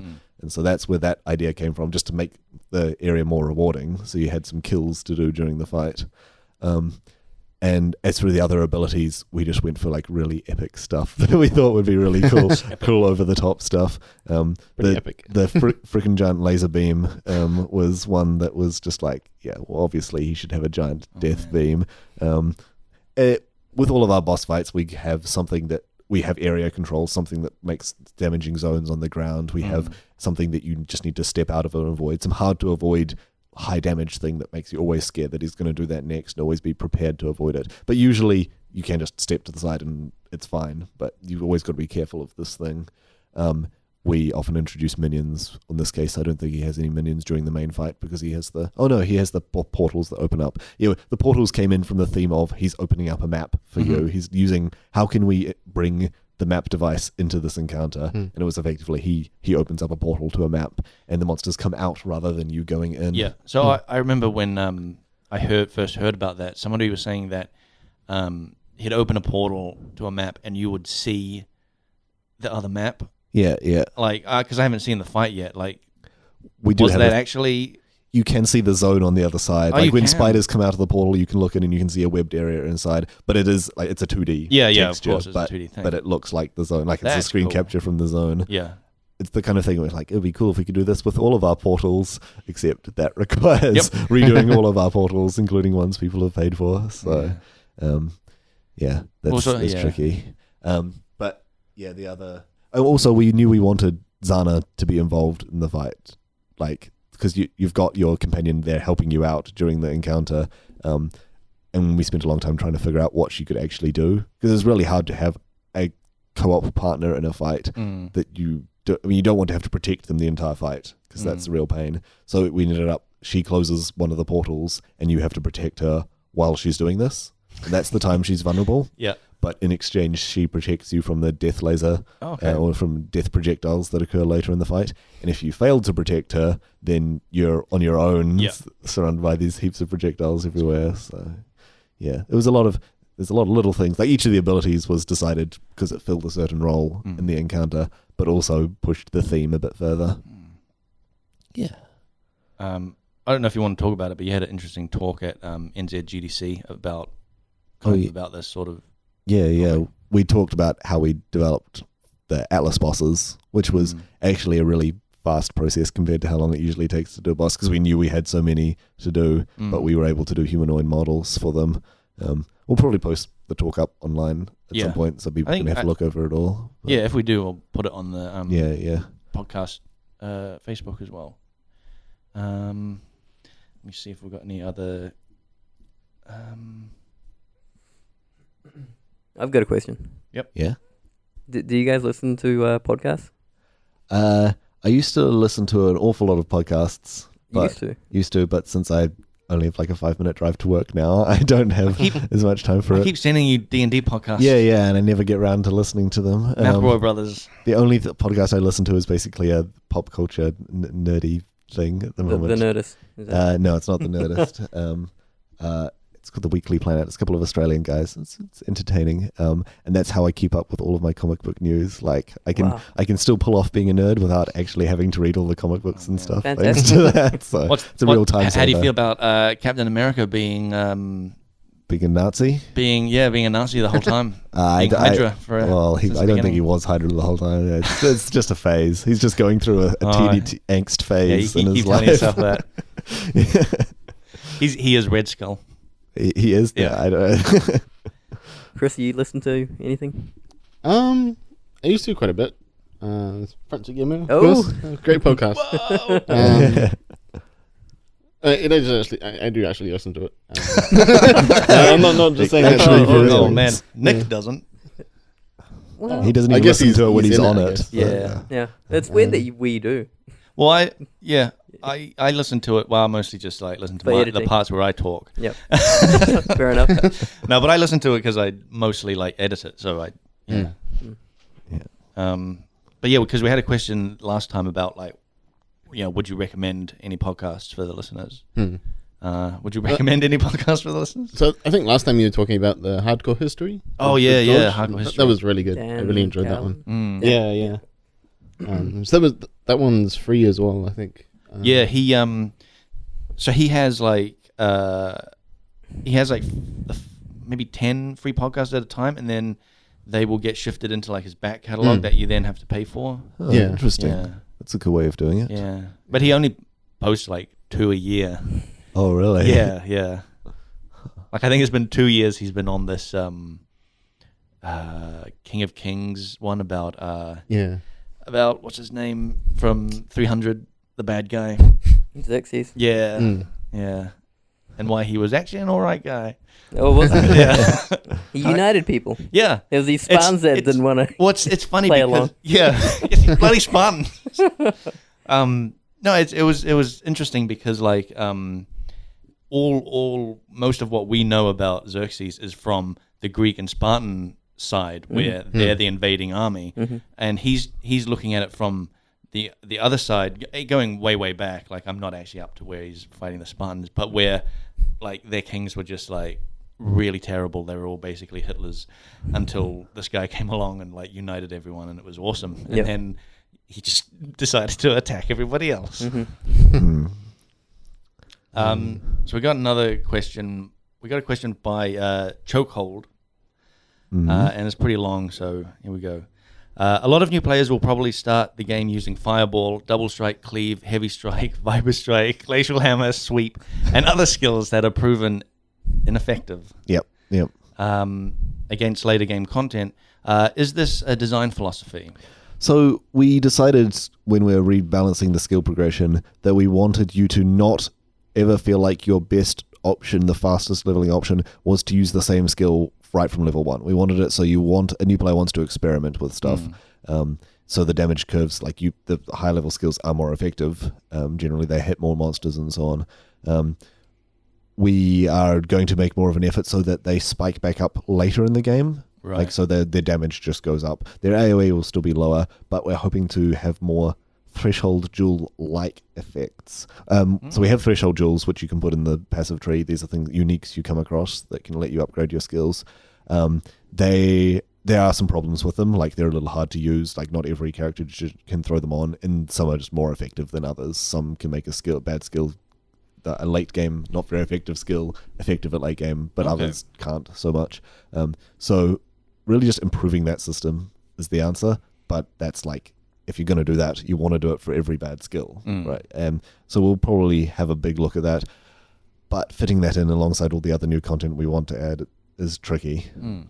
It is ideally adding a lot of build diversity to the end of the game, which is a really good thing for the long-term profitability of the game and also just keeping people interested. I mean, if you really like using Glacial Hammer, we want you to be able to use it at end game, but providing support germs aren't a good enough tool for that because they apply the same bonus to everything, and we can't really change that. So introducing new tools that let you do that would be good. The enchantment system in the Labyrinth kind of started out with that goal in mind, but it didn't really fit as the reward that we're looking for, where that's supposed to be a small bonus for any skill. Yeah. I was just thinking of Pokemon. In the same way that, the first Pokemon you choose is always going to be the best Pokemon. Yeah. I mean, that's one of the appeals of Pokemon, right? You get your is it Bulbasaur. Well, I always thought that was a bummer. Well, you get your Bulbasaur at the start and use it and all I'm just through. oh man, I really want to use this Abra, but my Bulbasaur is level, 20, when this Abra is only level 5. Yeah, to me that was you get attached to this thing. Well, that's an emotional attachment. I think that's the reason that succeeds when it does succeed, is because of the emotional attachment. I don't know if people have the same emotional attachment to a Cleave, but they might to a raised zombie or something like that. Yeah, actually that's true. Although raised zombie is an example of a skill that you do use all the way through, so yeah. When you play, how often, at what point do you usually get remove those skills, or do you use them all the way through? It depends on the class and the build. Some classes don't get a better single target, but generally pretty quickly. We don't really give players new single target abilities later, but one of the quirks, the problems with the support gem system is that you can only really fully support 1 or 2 skills. And so you want to invest in the thing that can hit the most stuff or the thing that can do the most damage. Preferably they're one and the same. Or we're trying to push more skills that are less like that don't fit in those categories as well, but it's hard to. So I'd say usually within 5 or 10 levels I've replaced it with a better version, or just using it. I'm not even using it if it is still on my bar. Yeah. I think that's all the questions we've got. Oh, actually, here's one by Mornos. How do you react to the shitstorms in the community, and in which way do they influence your game design?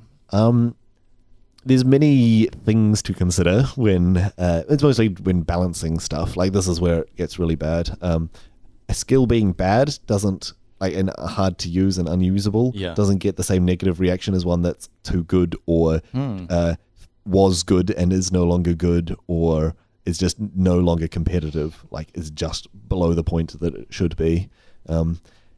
Obviously, it's such an incredibly complex game, and we're a relatively small team considering the size of it, so we have to take this feedback on. It's we don't have a full balanced testing team that can play every build all the time.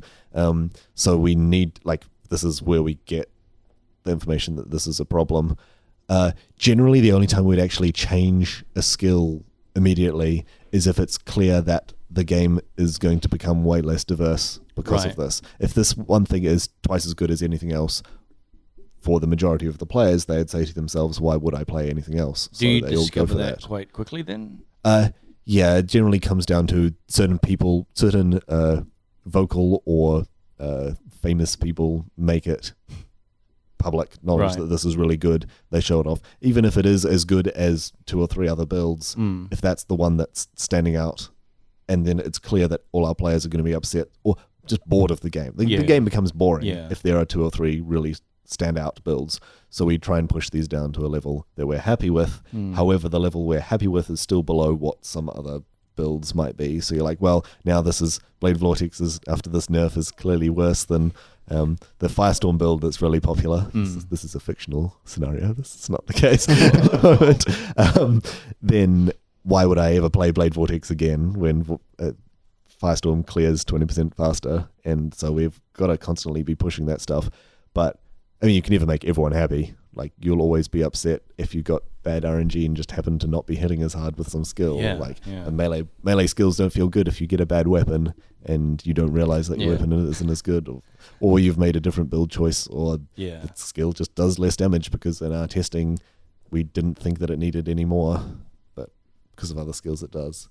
There's no way to make everyone happy, and I always say better doesn't mean better for everyone. It always means worse for some. Even though that's in the book that's from, that's used to rationalize a dictatorship. I mean, that's basically what we are, dictatorship, that people can leave whenever they want. So we have to keep people happy by doing what they want if it is actually good for the game. But we never make it, we do occasionally make knee-jerk reactions, but we've learnt from those mistakes and try as hard as we can to make sure everything's a deliberate choice. Sometimes there's the call comes down that we need to make an immediate change and we don't have time to fully flesh out the alternatives, and we've got to be on the safe side. Like, if it's actually something that's causing problems for the game, we have to be on the safe side. Like, for example, if it's something's too heavy on the server just because the attack speed can get too high on it or something like that. So that's all the questions we got. Is anyone want to talk about anything else, or should we wrap this up? Well, you're looking at me. I don't have anything. I don't know. All right. Nothing. Blake's just giving everyone the stink eye. Okay, cool. I've got a 7 Gates game this evening, so I've got to finish printing off some more cards. Hey, it's going to be a cool session. Did you want to talk quickly about the your 7 Gates that we've been playing at work? You want to? We'll tell a cool little anecdote from our campaign. Is that what you're meaning with? Because listeners from way back will remember that we had a little bit of a we had a bit of a game on with your 7 Gates game that you developed, and it's evolved a little bit since then, and we've been playing it at work for maybe only like a month. But so basically to test out some new systems, started an office game. In the very first session, I'd drawn out this lovely island map and say, okay, if they head north, then this is what's going to happen. They're going to come across these guys pillaging some crates on the coast, and if they head east, they're going to come across this village of people. Depending how they react to them, this might happen. And if they head this direction, or if they head out to sea, then they're going to get washed ashore again. And almost immediately, they just disappeared underground. They just found a hole in the ground that I was putting there to just sort of be like, oh, this is where someone disappeared to. Like, nope, we're going down there, despite the fact that you clearly said it's a bad idea. And they discovered this ancient... I just had to start making stuff up at that point. I knew the lore of the world, so I was like, okay, you come across a giant evil crystal. I'm like, oh, it's kind of boring if it's just sitting there. Okay, there are some monkeys about to sacrifice some people to this crystal. And things escalated rapidly when Blake was like, oh, I want to destroy the bridge that all these monkeys are on because they're clearly evil. And so the massive fight ensued, and they're like, okay, these evil crystals, they were possessing this guy, they're clearly super evil. And one of the other players was like, I want to get one of those crystals. I just want to go out, swim out into the water, the evil water, and pick up this evil crystal. It was funny too, because like the whole time that this guy was like insisting that he wanted to go get one, you were clearly saying how evil this is. Yeah. Massive chance of dying. Everything's going to be terrible. He's like, I'm just gonna risk it. I'm going for it. Yeah. Which, I mean, I was exaggerating, but he did fumble his role to pick up the crystal, and now his hand is evil and possessed and black. Eventually he decided to make a contract with the evil spirit that was possessing him. Blake's character still wants to just chop his arm off, despite everything. Yeah, that's a good workaround. Yeah, that was my number one thing, was like, I'm going to cut off your arm. And he's like, no! My evil arm! My evil arm! Look at it, it's all evil and stuff. But it worked out well, because everyone in the party had a different opinion. Yeah, it was actually quite a massive debate of what to do with this dude's bloody evil arm. One of the guys is playing as a golem, so he's very analytical, and he's like, well, clearly this is soul magic beyond our control, but what's the worst that could happen? This reality is destroyed. It's fine. It's fine. But it was just interesting because like I walked away from that session thinking like, man, Rory, I can't believe you planned all this stuff out. Like, this is amazing. Like, this, how did you know that like this evil thing would become like such a main part of the story? And you were just, I just made it up as I went along. Yeah, I was kind of put in the spot there. Couldn't tell at all that you just made that up. It was great. That's good. And it became like the main focus of it. Yeah. And it's now what's going to happen with this guy's arm. And a while back we had a question for the podcast asking if we were going to do another one of those D&D episodes that I think it would be cool to like sort something out at some point, but you know, you're quite busy, so yeah, it's getting closer to the point where I can actually start taking it to publishers and so on. So once it's that point, I've got to do some publicity. So definitely gonna want to be on the podcasts. Yeah, so yeah, cool. That'd be awesome. Yeah, so I guess that's it for episode 45 Front Seat Gamer. If you've got any questions, you can email us at frontseatquestions@gmail.com. Our Twitter is @FrontSeatCast. Check out our Facebook at facebook.com/frontseatcast, and we have a WordPress where you can check out all our past episodes, and that's frontseatgamer.wordpress.com. Yep, we had plenty more finicky balanced design questions that we couldn't really go into on the podcast, but if you have any questions, just PM me on Path of Exile, and I'm sure I'll regret it. No, oh man, sure you're lovely questions. I might respond to them every now and then. Yeah, if you're nice. Why do you absolutely refuse to acknowledge the ridiculous balance between CI and life? And that's the end of the podcast, guys. Thanks for having me, everyone.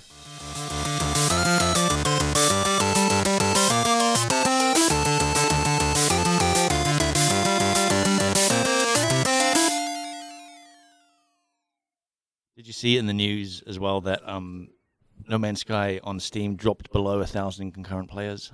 No. Is that amazing? No, it's amazing because there's so few players. Okay. Yeah. Fuck. Amazing. That fucking game. Rory, did you get into it? No Man's Sky? No Man's Sky. I was on holiday when it came out, and so I got all the news, and then when I got back, I was looking forward to playing it, and everyone was like, don't. I'm like, okay. Yeah. I've got plenty of other stuff to play. It's not worth that $80. Yeah. What is it worth? It's worth. I would pay $30. Oh yeah. Is probably the most I'd pay, because there are games on Steam that are doing like early access games that are doing similar things that are like $20, and the amount of positive like reviews on there is just, it's all mostly positive. But like No Man's Sky, $80, and it's like, no, it's that hype money. Yep, it totally is. Like I wonder, right? Like if Sony hadn't gotten involved, how much that game would be. Do you think it was Sony? I reckon it was Sony. Okay. They did. There was an article about that where Sony admitted that the No Man's Sky marketing campaign probably wasn't the best idea. Yeah, right. There was so much praise for it though from like Giant Bomb, just journalists. They were saying like it's awesome that Sony would let Sean Murray, a guy, just rock up in shorts and talk about his own video game. Yeah, they were praising that idea. Like it is awesome, but it's also like a cautionary tale to indie developers. Like, man. Don't oversell your game. Don't say you've got multiplayer when you don't.